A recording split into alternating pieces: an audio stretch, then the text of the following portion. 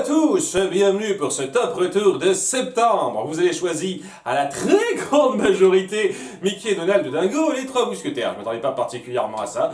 Je pensais que les autres avaient un petit peu leur chance. Il y en avait quelques-uns dont j'étais vraiment presque certain que ça n'allait pas se faire, mais je m'attendais pas à ce que ce soit une victoire aussi écrasante.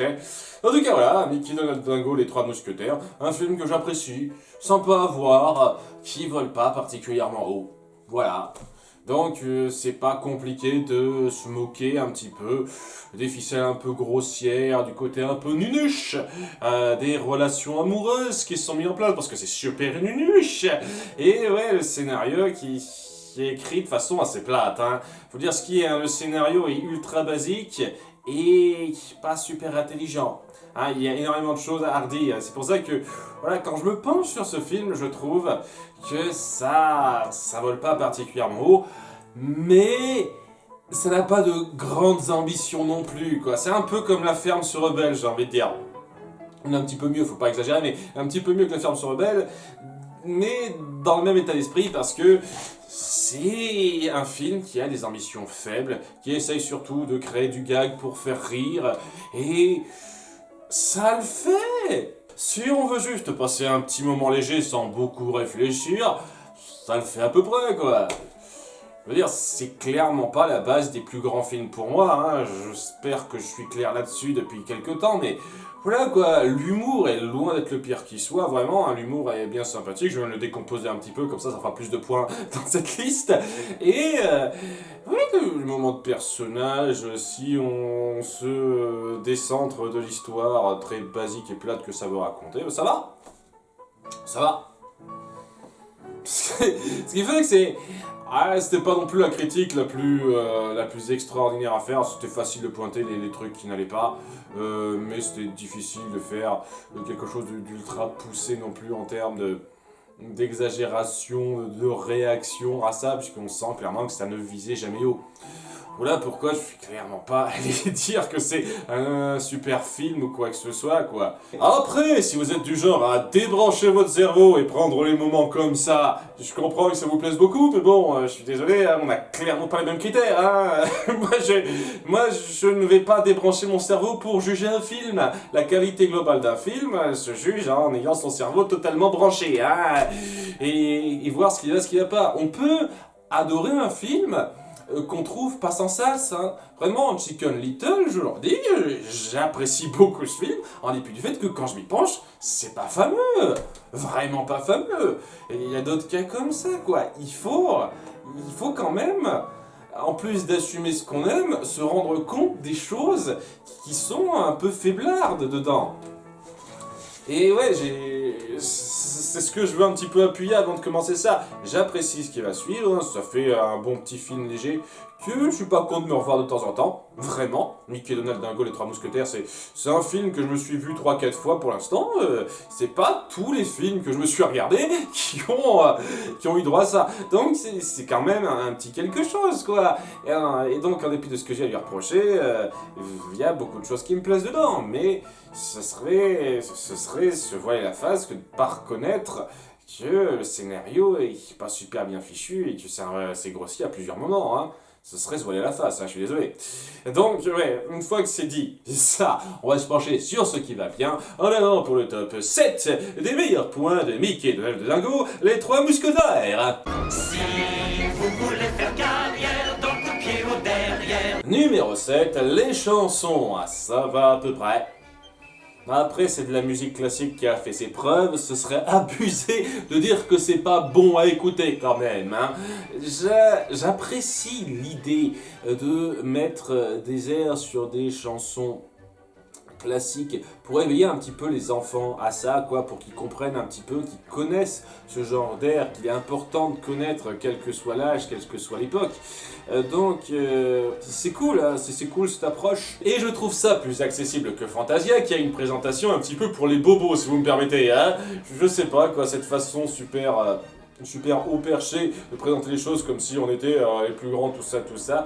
Je trouve pas que ça aide à rendre vos morceaux, votre musique particulièrement attrayante pour le public profane. Personnellement, en tant que public profane du genre, je trouve sincèrement que les présentations en Fantasia sont pas géniales. Mais bon, Voilà quoi, c'est bien pour éveiller les plus jeunes à la chose. Après, les plus âgés, s'ils connaissent les musiques classiques via d'autres moyens, où ils connaissent grâce à ça, il y a une meilleure façon de profiter de ces musiques classiques après. Mais voilà, ça s'écoute, hein, c'est pas sensationnel, mais ça s'écoute, c'est bien.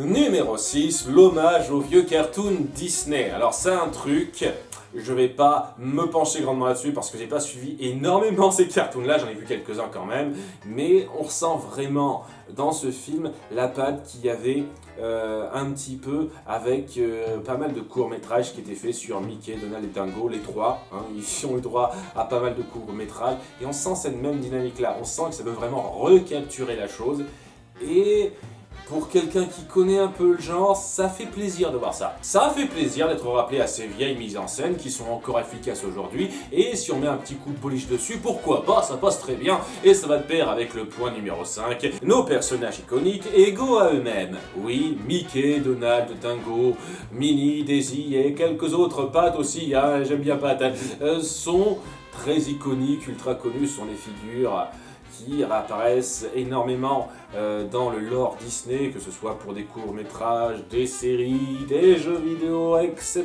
etc. On les voit tout le temps et on reprend totalement les caractères qu'on connaît d'eux. Mickey, le brave petit gars, Donald, le peureux. Et oui, on joue pas trop sur le fait qu'il a de la malchance, donc ça me fait un peu plaisir, quoi. On s'acharne pas stupidement sur le côté, ah, il est malchanceux, hein, vous voyez, comme c'est drôle. On joue un tout petit peu là-dessus, mais pas trop. Et oui, Dingo, le benet, ah, c'est un petit peu son caractère, hein. Bon, il y a avec des petits trucs en plus, hein. Et on reconnaît leurs traits caractéristiques, et c'est cool une fois de plus, hein, lorsqu'on connaît ces personnages-là, lorsqu'on les a suivis un petit peu, c'est sympa de revoir ça, de respecter ce qu'ils représentent en termes de mentalité. J'ai pas grand-chose de plus à développer, je connais bien, on reprend bien. Cool. Numéro 4, les dialogues de Pat. Alors, les dialogues du film non pas les plus extraordinaires qui soient. Je dis pas que c'est affligeant ou quoi que ce soit, mais c'est un peu basique, honnêtement, la plupart du temps. Cela étant, il y a une exception à cette règle, c'est Pat. Quand il intervient, la majorité du temps, il sait être très drôle, cassant, très cynique par moments, et j'avoue que c'est très marrant. Par les pouvoirs qui m'ont été conférés en tant que mousquetaire, je vous arrête, monsieur! J'en ai une meilleure. Par les pouvoirs conférés à mon point, je vais te mettre KO. C'est l'un des grands points forts humoristiques de ce film. On sait créer un antagoniste particulièrement percutant dans ses répliques. Et ça va un peu de pair avec une scène que j'apprécie beaucoup. Numéro 3, le combat de l'opéra. Les combats du film passent sans plus pour la majorité d'entre eux. Disons qu'on pourrait faire mieux, mais on pourrait faire pire. Si je dois commenter ça. Mais il y a une scène qui se démarque pas mal par rapport à ça, c'est le duel entre Pat et Mickey à l'opéra à la toute fin. Et même, j'ai envie de dire, tout le combat dans l'opéra qui se met en place, même si c'est ce duel-là le pic, mais j'apprécie vraiment dans la globalité la façon dont on joue autour de ces pauvres cantateurs et cantatrices. Je sais pas exactement comment on dit les gens qui jouent à l'opéra. Acteurs, on dit, comédiens, ou est-ce que ça va plus loin? J'avoue que je m'y connais pas très bien, n'hésitez pas à me dire ça. On joue sur la réaction de ces gens-là, sur la musique qui est mise en place avec l'intervention de nos personnages, comment ça se goupille. Il y a du tac au tac, il y a du rythme bien fichu et j'apprécie tout particulièrement le moment où Pat et Mickey se combattent pour la synchronisation très rigolote entre les coups et la musique.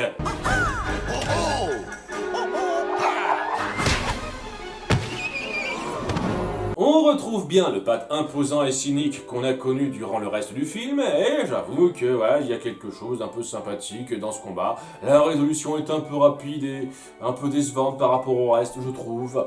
Mais en dehors de ça, c'est très cool.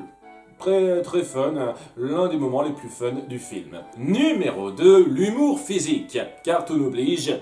Si vous réussissez pas votre humour physique, c'est de la merde, hein, je le dis clairement. Donc, ça a intérêt à marcher un petit peu l'humour physique. Et j'avoue que souvent, ça marche. Il y a beaucoup de moments où nos personnages se prennent quelque chose dans la gueule, où on joue sur une physique assez pliable de façon rigolote, et ouais, j'ai pas beaucoup de trucs à dire. C'est drôle quand ça va dans l'humour physique, ça fait pas mal de passages comme ça. Je pense que mon préféré c'est clairement lors du combat à la tour, où Dingo pour un plan improbable pour se débarrasser des frères Raptou qui marchent, et c'est bien amené, j'apprécie ça. Et il y a plusieurs moments comme ça qui sont super bons, et ouais, un peu plus, c'est difficile d'épiloguer grandement. Et numéro 1, la scène entre Mickey et Donald. Je me suis un peu penché là-dessus dans ma critique, je réitère, oui c'est sans doute le meilleur moment du film, parce que l'humour de dialogue entre Mickey et Donald, Mickey qui ne comprend pas ce qu'il dit, je trouve que c'est golden, ça me fait marrer à chaque fois, et on joue sur le fait que Donald est un pleutre et que Mickey essaye de le rassurer, essaye de maintenir cette cohésion de groupe entre eux. C'est assez joli vraiment de voir Donald qui se dit merde, je veux pas rester, je veux pas combattre et risquer ma peau, tandis que Mickey se dit j'ai besoin de toi, je te protégerai, soyons amis comme ça, et lui non, je peux pas, je suis trop lâche pour ça. C'est très fort, c'est très fort quoi, l'humour et le sérieux se mélangent pas trop mal là-dedans, et je trouve que en termes d'écriture, en termes de moments de personnage, on fait pas plus fort que ça. Je suis désolé, mais je ne peux pas. Voilà. C'est tout ce que j'ai à dire. C'est un petit peu le problème avec ce film, c'est que les points positifs, c'est assez court à développer. Je pense avoir été assez clair, j'espère que vous avez bien compris ce qui me plaisait dans ce film, en dépit de ce que j'ai à lui reprocher. Oui, j'ai pas beaucoup de choses à dire en plus. En espérant que ça vous aura satisfait, pour le prochain Top Retour, c'est à vous de voter en commentaire, participez, soyez nombreux, à bientôt pour de futures vidéos, bye!